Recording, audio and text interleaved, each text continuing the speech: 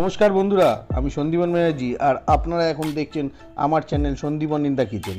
আমার ভিডিও যদি ভালো লাগে তবে দয়া করে নিচে কমেন্ট বক্সে লিখে জানান এবং লাইক করুন ও আপনার আপনজনেদের শেয়ার করে জানান।